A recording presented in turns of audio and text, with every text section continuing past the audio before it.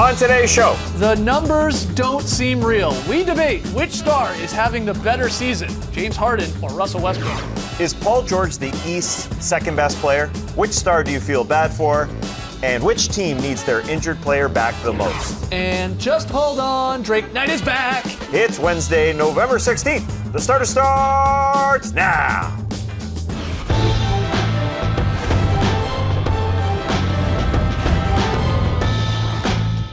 Good evening, sweet world, and welcome to The Starters. Whether you're listening to the podcast, joining us live right now on NBA TV or a little bit later on YouTube, we're happy to have you. I'm Jay Skeets, and alongside me, as always, that's Tess Millis. We both know we ain't kids no more. To him, it's right. It's the international man of mystery taking it to the stash. Lee Ellis. Friend. Lately last, certainly not least, over there in a poo-colored shirt. Drake Kirby. Hey-o! TK, what's up, poo shirt? The color of my planters at home, Skeets. Thank you very much, but I'm here at the internet looking for your best tweets at #TheStarters. And I hate to say this, guys, but I think Lee's two-timing us. What? Look at this article that somebody sent in today. Restaurateur Lee Ellis is getting into the barbecue business. Wow. Explain yourself. Oh, wait, it gets worse. Lee apparently is also a professor of oncology, and of course, he's an intellectual property lawyer. That's Lee, for sure. I thought that was That it. looks like Lee. But here's the worst. The guy even changed his name around so that he could become a paranormal romance author, Ellis Lee. You didn't think we were going to catch on to that? No, I need a side gig. What's guys. your favorite one, Lee? Probably Maverick. Yeah. It's, Never. Killing it on the charts. But it brings us to today's question. What else has Lee Ellis been up to? For instance, I'm pretty sure I saw him hosting a late night talk show the other night. I think that's him. It at least sounds exactly like him. But we want to hear from you, so let us know on Twitter. What else has Lee Ellis been up to? Send us your best tweets to #TheStarters, and we'll hear from you later. And if you say anything about my poo shirt, you're going to have to answer me. All right, get those tweets in, #TheStarters. Tonight's show, Tass and I are going to go head-to-head in a round of Crossfire. And we'll talk a little David Blaine, Space Jam, and Drake. Yeah, it'll all make What a sense. mix. It'll all make sense. But right now, we're going to play a new game called 3-on-3, and I'll hand it over to TK. Yeah, we've got 11 games on the schedule tonight, but we're going to take a look at 3 specific ones right here. I'll ask you guys a question about each. That's 3 questions. That's 3 games. It's 3-on-3, and we'll start with the Rockets traveling to Oklahoma City to take on the Thunder. There'll be 10 players on the court, but it really only comes down to 2. Former teammates James Harden and Russell Westbrook, who are both top 5 in usage rate and sure to finish top 5 in MVP voting. Which star's having the better season, the Beard or the Brody? Wow, this is tough. It's tough. They're spectacular, but James Harden, what do we expect from him? We expect him to score a lot. Yeah. He's doing that better than Russell Westbrook. He's shooting better from the free throw line, in 2-point land, in 3-point land, thanks to Tom Haberstroh from ESPN for looking at NBA.com and figuring it out, because he wouldn't look at ESPN, no way. I just read his tweet, and then I looked at the stats. James Harden's also assisting more. I think it's an easy answer for James Harden. Yeah, I think when it's Easy answer. Yeah, well, when it's so close, Russell's I think it's very, spectacular. very close. I think when it's so close, you have to find things to split hairs over. Yeah. And I mean, Westbrook and Harden are both having great seasons. I go with Westbrook because I don't think he has quite the same help that James Harden had, or maybe he's not utilizing that help the way James Harden is. James Harden's really getting his teammates involved, doing a great job. But I think Westbrook is more actually carrying his team by himself. Yeah, look at the stats. I mean, the breakdown is crazy. The numbers from both of these guys. Harden leading the league in assists, Westbrook leading the league in usage rating, which is over 40% right now. That would crazy. be a record I mean, in that's- the NBA. That would crush Kobe's percentage. That's unreal. I mean, look, you're right. You got to split hairs when it comes down to this. When you add up Harden's points scored plus his points assisted, that accounts for 69% of the Rockets' points when he's on the floor. Do the same thing with Westbrook, and it's 70%. It's that close. Yeah. So in the tiniest of margins, Westbrook's contributing in a weird way a little bit more. Yeah. It might just come down to the answer to this, mate. Who wins tonight? Yeah. Which team wins tonight? And the Is it Thunder- Harden's Rockets or the Thunder? The Thunder have lost Westbrook's 4 in a row as well. Had they maybe won one Yeah. or two of those games, they'd have a slightly better record, and I think you would give it to Westbrook. Rockets 6-4. They've played one less game, but they have got a slightly better record. I mean, you just got to find something to point it into one direction. Don't you think Westbrook's doing it too much on his shoulders to a fault? Because Harden's doing it way more efficiently. It's not just raw numbers. Yeah, the numbers are there, but Russell shouldn't be putting everything on his back the way he's doing. Well, it hurts his team a little bit. Yeah, It has lately, but at the start it didn't. I know it's 6-1. He is a man. He is not. He's definitely he is not a man. robot. Yeah, he is going to slow down a touch. That's just the way it is. when Westbrook or Harden go to the bench, it all falls apart for either of the teams. They're that important. It really is a one-man show, which is what James Harden sort of referred to as Westbrook. All right, back to Trey for the next game. Next question. Yeah, moving on to Pistons-Knicks, which should be a good game, but it's getting totally overshadowed by Phil Jackson's recent comments about LeBron James and his quote-unquote posse. After Jackson called LeBron's business partners a posse in an ESPN interview on Monday, James responded Tuesday saying he had zero respect for him and that they have, quote, no relationship at all. Carmelo echoed LeBron's comments saying, I would never want to hear that word. Having heard this from Phil and Melo, what impact will Jackson's posse comments have on the Knicks? I think it has a negative impact on the Knicks. How does this help Phil Jackson's cause to try and get marquee free agents to come play for New York? Yeah, I mean, maybe down the line, that's right. But even right now, any off-court distraction doesn't help a struggling team, especially when your main star, Carmelo Anthony, is a close friend of the guy LeBron. Yeah, did he not? I mean, Melo's talked about it. Trey said it. He's offended Melo, let alone LeBron and his business partners. Yeah. He's offended Melo and maybe alienated his best player on his franchise. I mean, it's doing no help. I think we can agree with that. Yeah, sure. I think what's going to actually come of this is that Melo's going to shoot a lot tonight. I think he knows everyone will be watching this game. I think we're going to get a season high in Melo shots tonight. Give me 28 to 30. Well, and so what? You're almost saying that's sending a message? Well, I think he just knows that he just wants to shoot. I think that's all. He said, yes, it offends me to some degree, but he also kind of walked it back saying, I'm not sure about Phil Jackson's language. Might just be old guy talk, for lack of a better term. So I'm not sure what this does long term. I don't know if it really does anything because Phil Jackson really isn't in the limelight so much. He hasn't said anything since. He doesn't need to say anything. He won't say anything. I don't know how much it does as far as this franchise goes. I think what happens on the floor affects it more. Do they go forward with Rose and Melo? Because sometimes it doesn't seem like those guys want to be there. I don't even have to think about or want to think about the management effect. This is the problem. Because they don't play like a team at this point. With the New York market, like anything like this just gets blown up and blown out of proportion. And now people are going to be asking Melo about it. They're going to be asking Rose and Noah and all those guys as well what their input is and how they're affected by it. So it just can't, it's not going to bring the team together, I don't think. That one quote in particular from Melo was, I just don't understand Phil Jackson, talking about LeBron in November. I mean, the word itself, for sure. I mean, look, it was misguided. It was disrespectful. Definitely disrespectful. And like Melo's point is like, what do we even do? Why is Phil Jackson even commenting on something that happened in the past with LeBron, who just won a championship? It's got nothing to do with us in November here. It has nothing to do with anything. Yeah, it's a strange maneuver.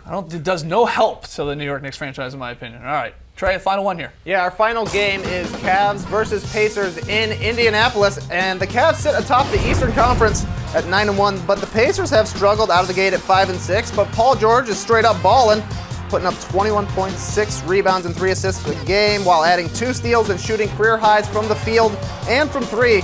Guys, is Paul George the second best player in the East? Yes, question. He is. He still is. Even though he's been struggling a little bit, his team's not playing well. He looks like he's not enjoying himself right now, and I think part of that is down to the fact they've got a new coach. They were supposed to speed things up, and they've slowed down. The defense isn't great. It's starting to come together. He's been ejected. He's been injured. Things just aren't moving in the way the Pacers were hoping to coming into this new season. I think Paul George was happy with the offseason moves, and he's just sort of waiting for it to come together around him.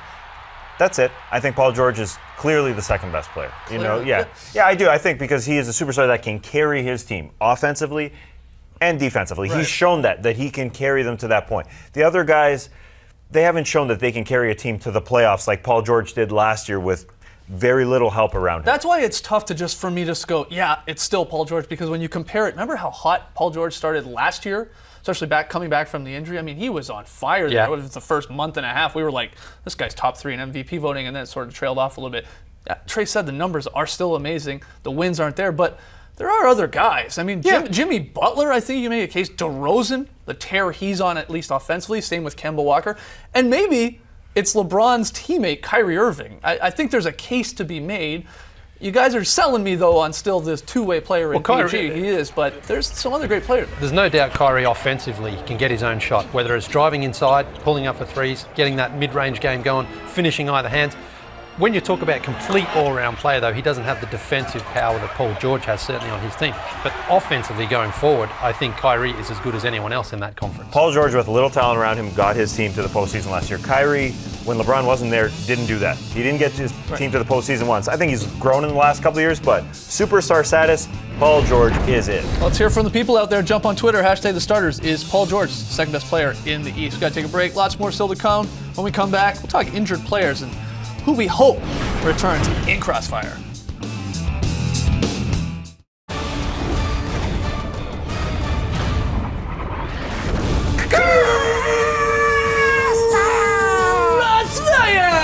Welcome to Crossfire. This is how it works. Trey will give Skeets and me 3 topics. We'll debate each one, and at the end of it all, Trey will declare a winner. What's our first topic, Trey? All right, round 1. Drew Holiday plans to return to the Pelicans later this week after missing the start of the season to be with his wife. It's going to be a much-needed boost for a team that has struggled mightily.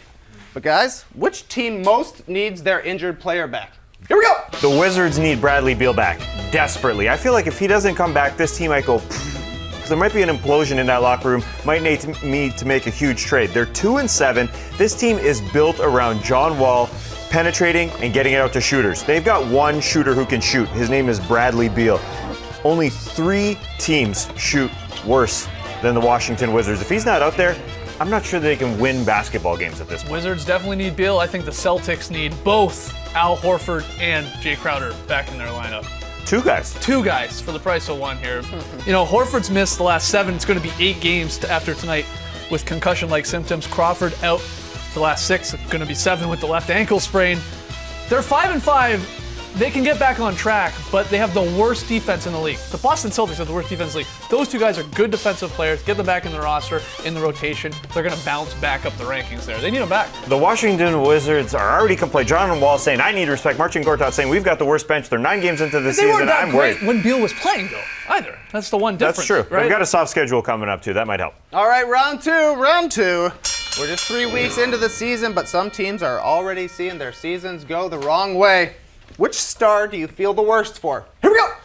Wow, it's tough. It's tough to feel sort of bad for any grown man making $17 million, $18 million a year to play a child's game, but I am on board with the #FreeBoogie. DeMarcus Cousins.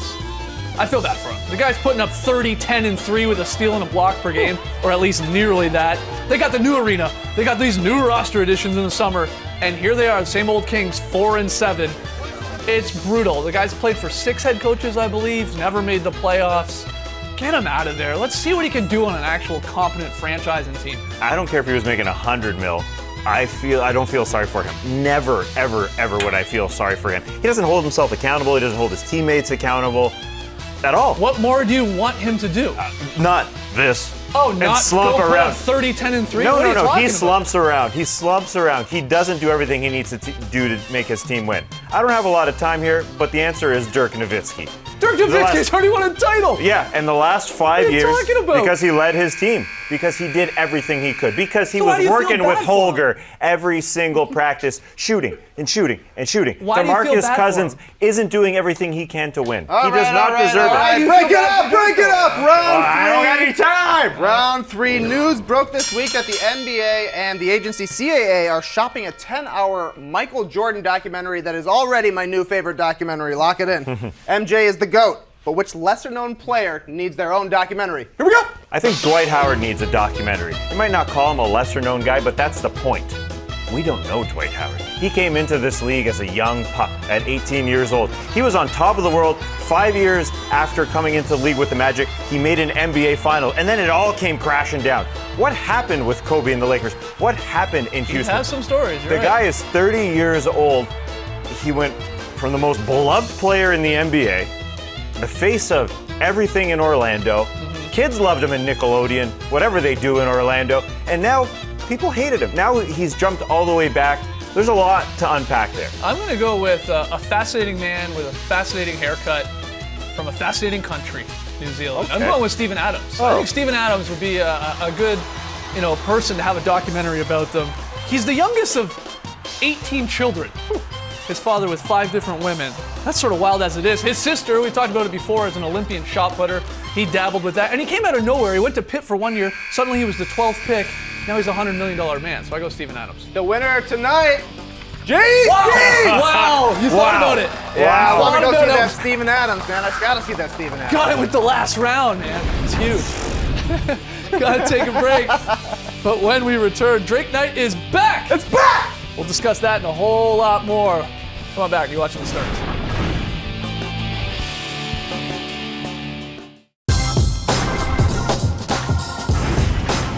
Welcome back to The Starters. Right into Fill in the Blank, where Trey's going to throw some fill in the blank questions at us. We'll answer them. TK, first one.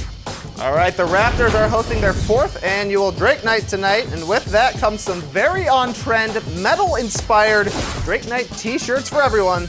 Guys, fill in the blank. The Raptors Drake Night shirts are blank. They're busy. They're way too busy. They're blankets. They're huge. They don't look like shirts at all. Blankets. Yeah, they're giant. You said they're metal. I say they're heavy metal. They look like a heavy metal shirt, like a Metallica or something, you know? Yeah? I don't know. Yeah. It looks like I can stay warm underneath them because they're monstrous. Look at those things. They do look like blankets. I'll Yeah, give you I that. can take a XLs nap. for sure. But It's, look it's how time to many- make small, mediums, and large and let people trade. Look how many things are on these shirts. Yeah. How many things do we got? Got the praying hands, the 6, the logo, then the written logo, and then the Drake Night, the date. We got the where it is. And I think they glow in the dark. There's too much they? happening on Yeah. this shirt, man. They're Too too much busy. sauce. Yeah. Too busy. They look like that and Justice for All, Metallica's album. It looks like that, you know? You You're know a big that? nice Metallica font. fan. Medium. You had Metallica in Australia. They come before or after both those in harmony. They made it to Sunbury once. Okay, Yeah. cool. You a fan of Metallica? Medium. I don't mind a few of their songs. All right, Jammers? Trey. Yeah, you've got the mustache of a Metallica, that's for sure. Anyways, Sunday was the 20-year anniversary of the release of Space Jam, a movie some people like.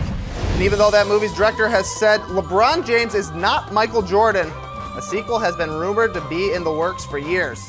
Fill in the blank. The new Space Jam should be called blank. What do you got, Lee? Spécia Vu. Oh, man. Not again. Not again.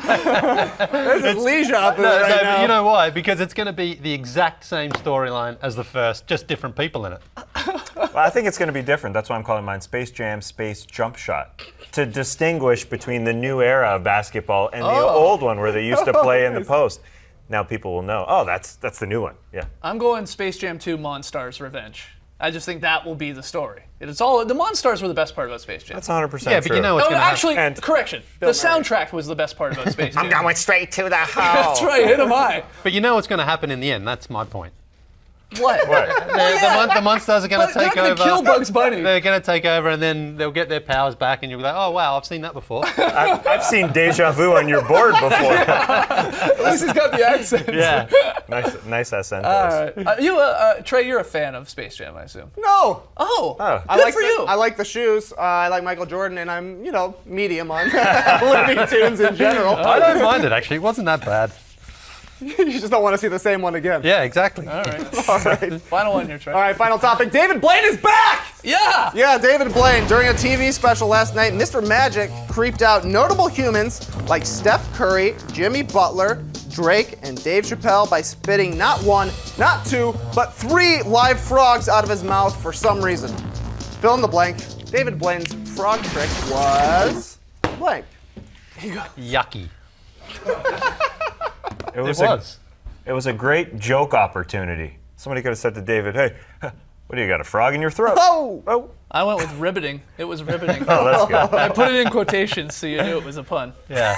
That was great. I love David Blaine. That was funny. Yeah, but it was pretty disgusting. I mean, no one, not one single person went up and said, "Oh man, that's awesome! Show me how to do that." Everyone's recoiling in horror. Everyone was grossed out. Yeah. How long did he have those frogs in his throat? Ah, no. I know. And there was Poor what? frog. He spit up 3, right? Yeah. Could have more in there. We don't know. What a waste of champagne, too. And Oh, and a frogs. waste of frog's legs. I mean, frog's legs aren't bad themselves, but the whole frog? Well, the frog was alive. Yeah, I know, but he probably didn't last much longer after that. He just pops him right back in, takes him out. He's a human aquarium. It's great to have David Blaine back. Protein in you, I suppose. Okay. Fill in the blank. Fascinating. When we come back, Lily's very solid play and another wedgie. Oh, man. No way. No Yeah. way.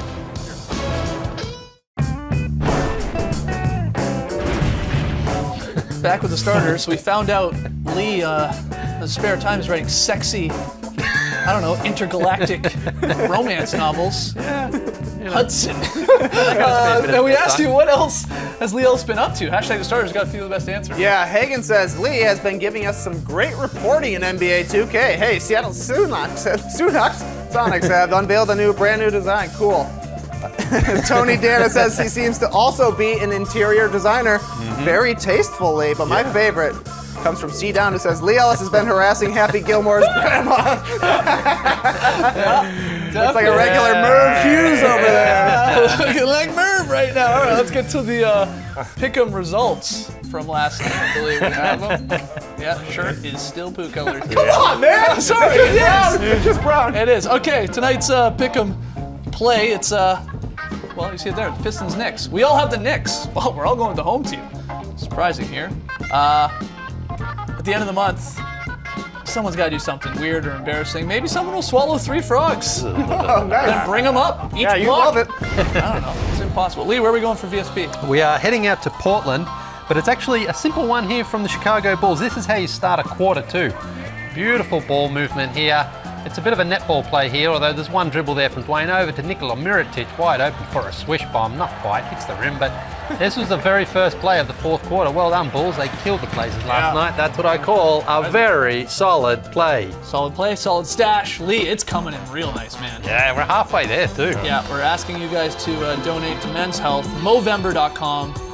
Go to that website, search for Lee Ellis.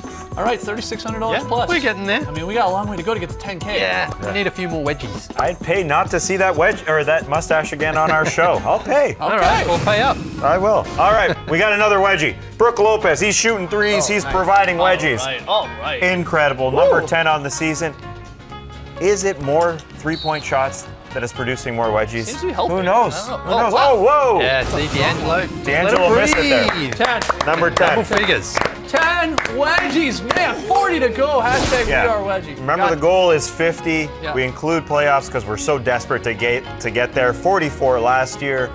On pace for 84 this season. It's going to slow down in the playoffs. Guys, learn to shoot in the playoffs, so you got to get there right before the Are we playoffs. on a 3-night wedgie run right now, or is... No. It No? was a Saturday. Three night for us. Okay. Excellent. All right, guys. We'll be back tomorrow night, 7 p.m. Eastern. Let's hope for another wedgie tonight. Thanks for joining us, folks. And remember, when you jump, you can tell if you're a Mr. Wigglesworth by how much your belly moves. Race the night, people. Your planners are jiggling.